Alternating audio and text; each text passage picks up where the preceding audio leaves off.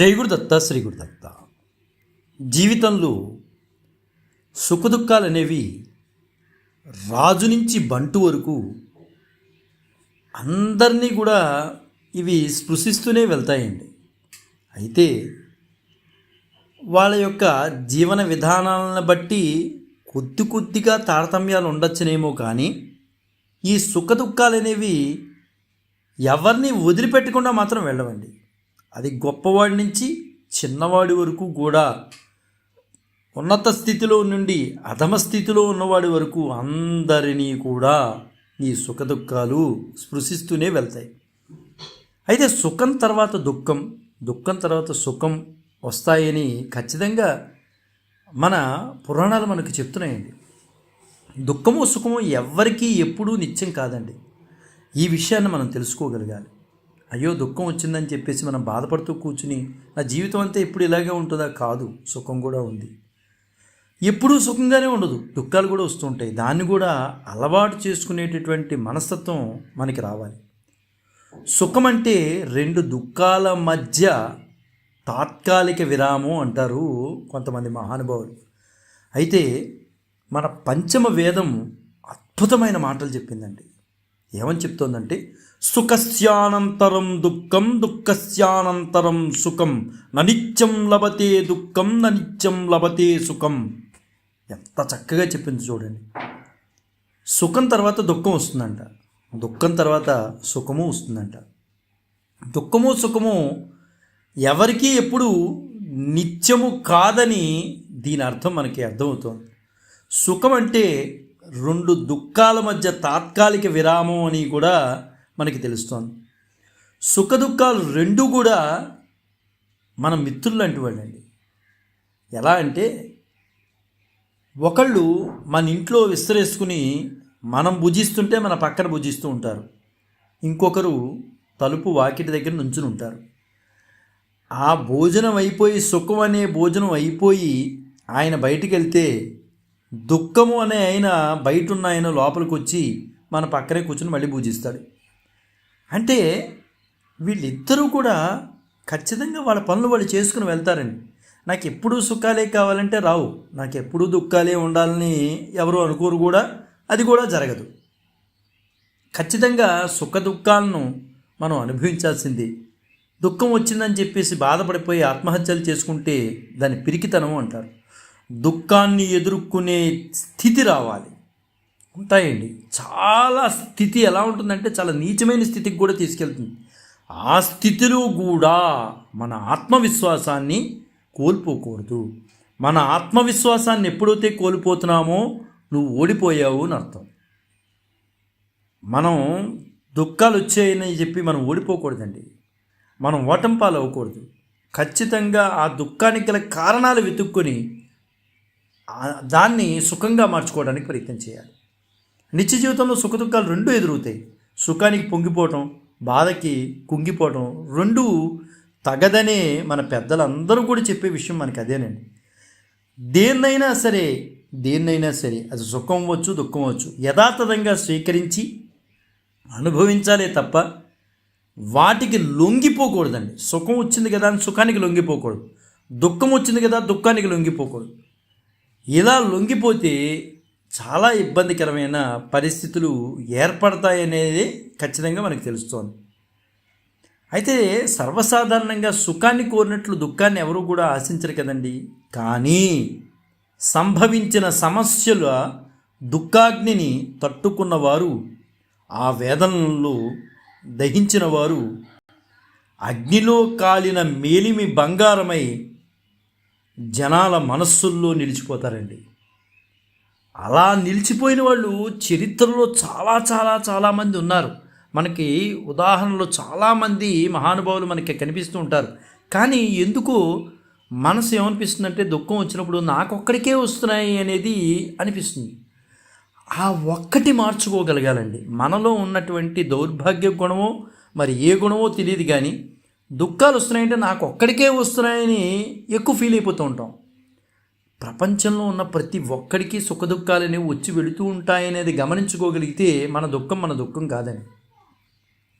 అయితే దుఃఖాన్ని కూడా తట్టుకుని అగ్నిలో కాలిన మేలిమి బంగారమై బయటికి రావాలి అంటే అలా వచ్చిన వాళ్ళు ఉన్నారు కాబట్టి ఆ వచ్చిన వాళ్ళ పేర్లు మనం స్మరించుకోగలుగుతాం. అలాంటి వాళ్ళు చాలామంది ఉన్నారు. అలా బయటకు వచ్చినట్లయితే మనం ఖచ్చితంగా కొంతమందికి మనం ఆదర్శంగా నిలుస్తామండి. అలా ఆదర్శంగా నిలిచిన వాళ్ళు చాలామంది ఉన్నారనుకోండి. మనం మాట్లాడుకుంటే శ్రీనాథ మహాకవి గురించి మాట్లాడుకుంటే ఆయన ఎంత భోగలాలసుడండి. ఆయన వాస్తవం చెప్పాలంటే శ్రీనాథుడు ఉద్దండ పండితుడండి. ఆయన మహాకవి, భోగతత్పరుడు, ఈశ్వరార్చన కళాశీలుడు, లోకజ్ఞుడు. అన్నిటికన్నా ముఖ్యమైనది ఏంటంటే బ్రాహ్మీ దత్త వరప్రసాదుడు అండి ఆయన. అంటే సరస్వతీదేవి ఆయన నాలుక మీద కూర్చుని పద్యాలు చెప్పించేది. అంత చక్కటి సరస్వతీదేవి అనుగ్రహం కలిగినటువంటి గొప్ప వ్యక్తి. అటువంటి వ్యక్తికే చివరి దశలో కష్టాలు పడవలసిన పరిస్థితి ఏర్పడింది. ఆయన పద్యాలు చూస్తుంటే అసలు మనకు అనిపిస్తుంది సరస్వతీదేవి ఆయన నాలుక మీద కూర్చుని ఎలా తాండవించింది అనేది మనకి అర్థమవుతూ ఉంటుంది. ఆ పద్యాలు చూస్తున్నప్పుడల్లా మనం పులకరించిపోతూ ఉంటాం. అసలు మన తెలుగువారైనా ఎంత చక్కగా ఎంత అద్భుతంగా రాశారు. ప్రతి పదానికి కూడా పదానికి అర్థాలు ఎంత చక్కటి అర్థాలు వచ్చే విధంగా ఆ పద్యాల్లో ఆవిష్కరించారనేది మనకు తెలుస్తుందండి. అంత విశిష్ట లక్షణాలన్నింటినీ కలిగినటువంటి కవి శ్రీనాథుడు అండి. ముఖ్యంగా మన ఆంధ్ర కవి శ్రీనాథుడు అని చెప్పుకోవడంలో ఏ మాత్రము కూడా మనకి సందేహమే లేదండి. మనం చెప్పుకోవచ్చు కూడా. పైగా శ్రీనాథ మహాకవి ఎలా అంటే ఆయన ముఖ కవళికలు, ముఖ వర్చస్సు ఆకర్షించేదండి. ఆయన ఎవరినైనా సరే ఎంతటి విరోధి వచ్చినా ఆయనతో 5 నిమిషాలు మాట్లాడారంటే ఆయన విద్వత్తుకి చేతులెత్తి నమస్కారం పెట్టాల్సిందే. అలాగే ఆయన జీవితం కూడా విచిత్రమైన జీవితం అండి. చాలా విచిత్రమైన జీవితం. మొదటంతా కూడా భోగతత్పరుడు కదండి.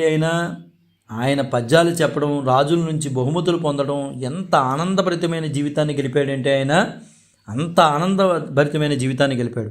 పైగా ఆయన చూస్తే ఎవరికైనా సరే ఆకర్షణ మ్యాగ్నెటిక్ పవర్ అనేది ఆయనలో ఉంది. ఎవరు చూసినా సరే ఆకర్షించబడతారు. అలా వచ్చి ఆయన నుంచున్నారు అంటే, ఆయన మాట్లాడకలా నుంచున్నారంటే ఆ ముఖములో ఉన్నటువంటి వర్చస్సు, ఆ విభూతి, ఆ నామాలు అవి చూసి వెంటనే ఆయన ముఖ వర్చస్సు చూసి ఆయన మాట విప్పకుండానే నమస్కారం పెట్టేవారు అనమాట. అంత చక్కటి వర్చస్సు కలిగినటువంటి వారు శ్రీనాథ మహాకవి. ఆయనకే తప్పలేదు కష్టాలు. ఆయన కవిత్వంలో ఎంత అద్భుతమైన విషయాలు దాగుంటాయంటే దాని మీద ఎన్ని సంవత్సరాలు రీసెర్చ్ చేసినా సరిపోదనే అంటాను నేను. అయితే ఎందువల్లంటే మనస్సును అంత ఆకట్టుకుంటాయండి. ఎంత పరిశోధించిన కొద్దీ దాని నుంచి అంత మంచి రిజల్ట్ వస్తూ ఉంటుంది. కానీ ఇంతటి మహానుభావుడు కూడా అవసాన దశలో ఆయన అనుభవించిన కష్టాలు అంతా ఇంత అని చెప్పనివ్వండి. వాస్తవం చెప్పాలంటే అవి చదువుతుంటే మనస్సును కరిగించేస్తాయి. ఆయన చివరిలో కష్టపడుతూ ఒక పద్యం చెప్పుకున్నారు. ఆ పద్యం మనకి ఎలా వచ్చిందంటే కర్నల్ మెకంజీ ద్వారా ఆయన సేకరించి బయట పెడితే కానీ ఈ పద్యం తెలియలేదండి. రాజకీయ కారణాల వల్ల చివరిలో శ్రీనాథ మహాకవి రాజాశ్రయాన్ని కోల్పోయారు. అంటే ఆయన ఈ శ్రీనాథ మహాకవి రాజుల దగ్గర పనిచేసే గొప్ప గొప్ప రాజుల దగ్గర పనిచేశారండి. వాళ్ళందరూ కాలం చెల్లిన తర్వాత చివరికి రాజకీయ కారణాల వల్ల కొందరి యొక్క రాజాశ్రయాన్ని కోల్పోయారు శ్రీనాథ మహాకవి. భోగలాలసత వలన ధనహీనుడై చివరి దశలో శ్రీనాథుడు కృష్ణా తీరాన బొడ్డుపల్లి అనే గ్రామంలో ఆ గ్రామంలో పొలాన్ని కౌలుకు తీసుకుని వ్యవసాయం చేశాడండి ఆయన.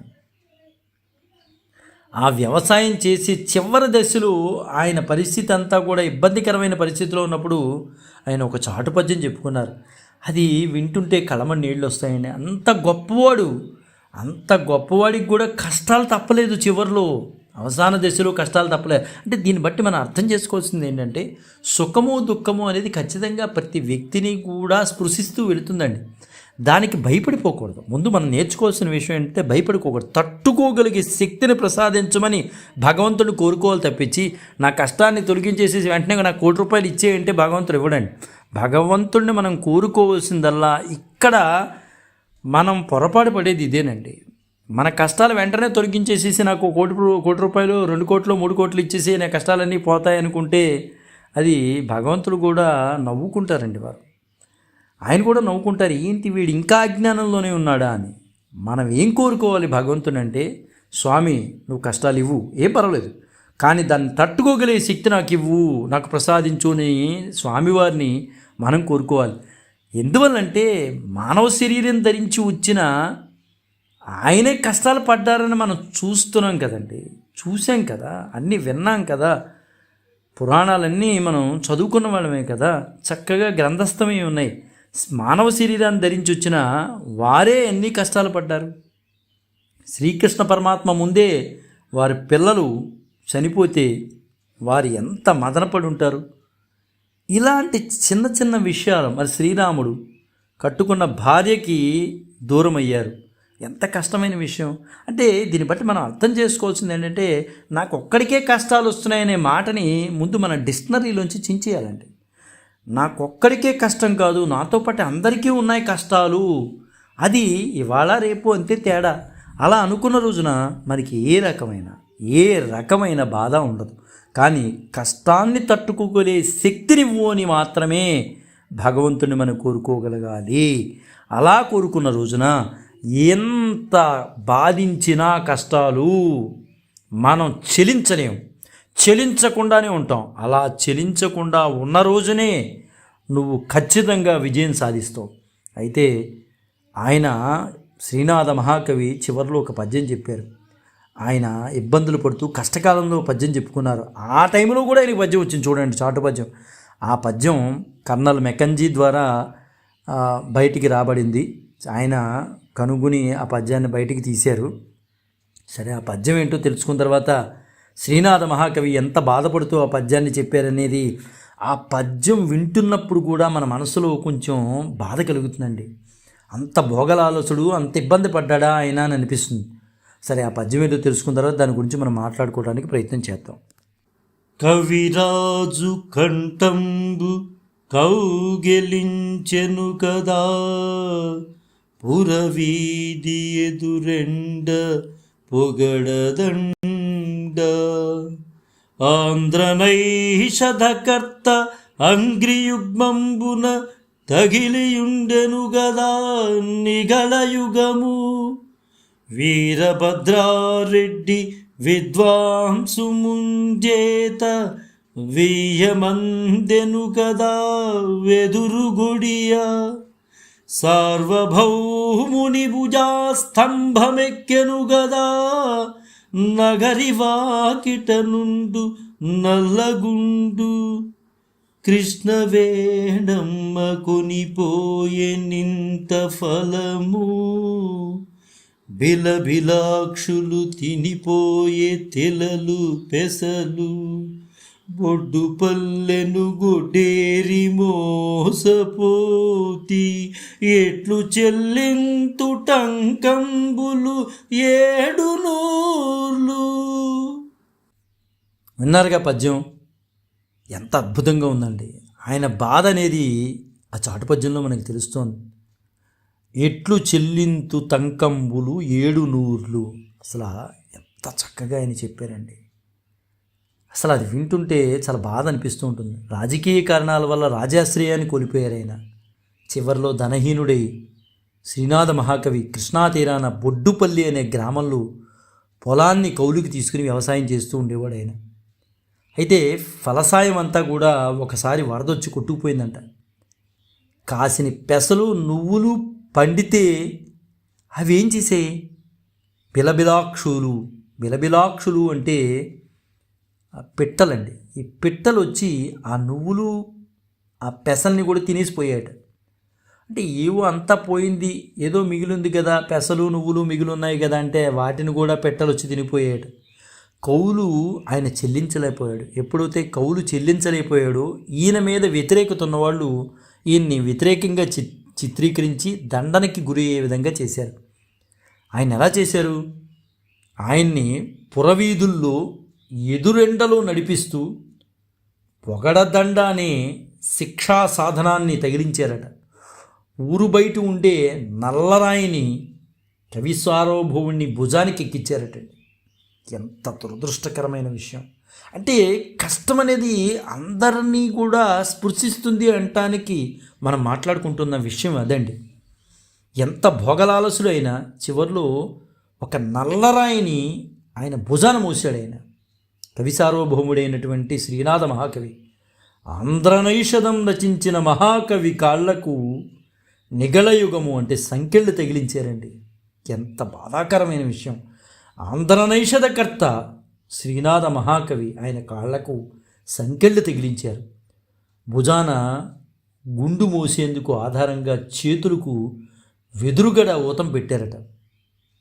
అసలు ఈ పద్యం వింటున్నప్పుడు కళ్ళమని నీళ్ళు వస్తాయండి.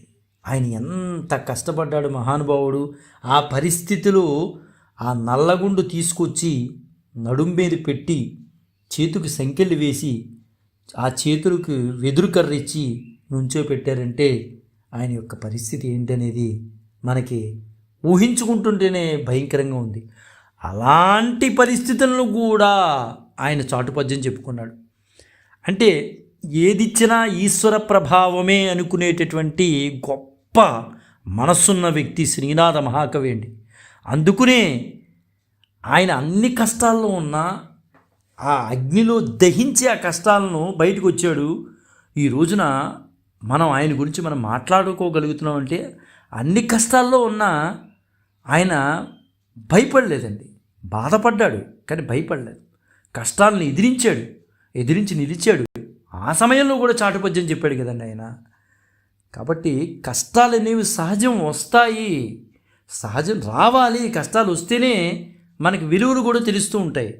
కష్టాలు రాకూడదు, నాకు ఎప్పుడు సుఖాలే కావాలని ఎప్పుడూ కోరుకోకూడదండి. కష్టాలు రావాలి, సుఖాలు రావాలి. సుఖాల అనంతరం కష్టాలు, కష్టాల అనంతరం సుఖాలు.